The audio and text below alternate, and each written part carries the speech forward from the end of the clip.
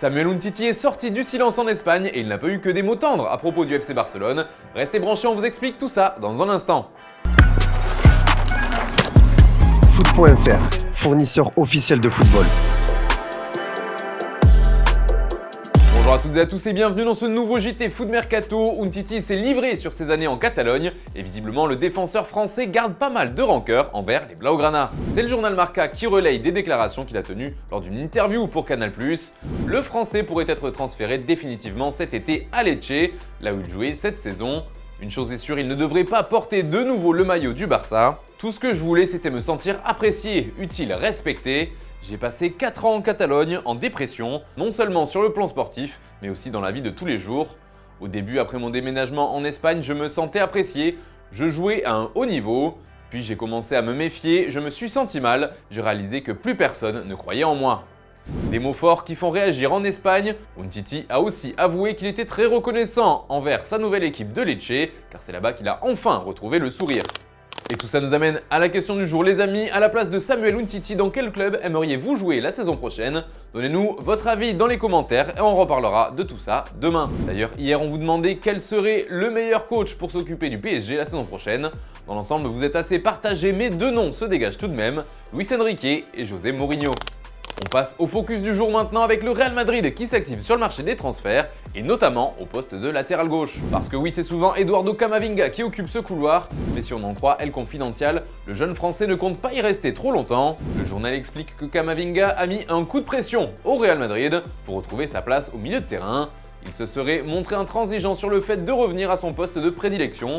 De son côté, la direction madrilène a conscience du problème et c'est certainement pour ça qu'elle a mis 5 millions d'euros sur la table pour lever la clause de rachat de Fran Garcia. D'ailleurs, les merengues s'intéresseraient de près à une référence du poste. C'est une info du Daily Mail qui révèle que le Real apprécierait vraiment le profil d'Andrew Robertson. Selon le tabloïd, les Reds en demanderaient plus de 46 millions d'euros pour le laisser filer. A noter aussi que les dirigeants ont toujours un œil sur Alphonso Davies.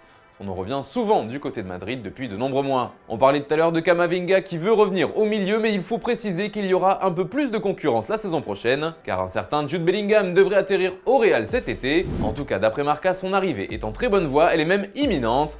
En effet, le journal parle d'une signature du milieu anglais après la fin du championnat allemand. Le Real Madrid prospecte aussi pour trouver un remplaçant ou plutôt un concurrent à Karim Benzema. De nombreux noms ont été évoqués sans que pour l'instant l'un d'entre eux ne se dégage vraiment. Harry Kane, Gonzalo Ramos ou encore Dusan Vlahovic. Et puis le Real Madrid va aussi se débarrasser de quelques joueurs à l'image d'Andrei Lunin. Le gardien ukrainien a l'intention de quitter la Casablanca à l'issue de la saison car il veut plus de temps de jeu. Reste à savoir la modalité de ce départ, en prêt ou avec un transfert définitif. Enfin, le cas d'Eden Hazard reste à définir, lui qui n'a plus vraiment de temps de jeu régulier. Partira ou partira pas, son coach Carlo Ancelotti a évoqué cette situation en conférence de presse. Hazard, il a un contrat, s'il n'est pas heureux, il doit demander au club de partir, s'il est heureux, il restera. C'est comme ça pour tous les joueurs. Je discuterai avec Hazard de ce qu'il doit faire, pas ici.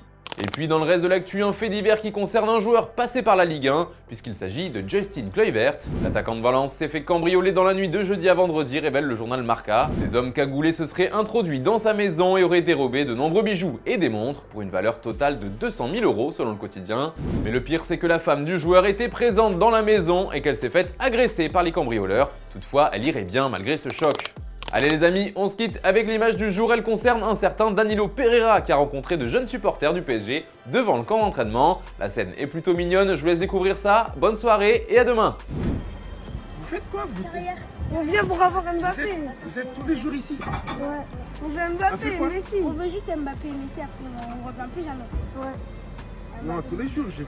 Nous on est des vrais fans, monsieur. On revient plus jamais. On est des vrais fans. Je te jure, on revient plus jamais. Au revoir, Romain.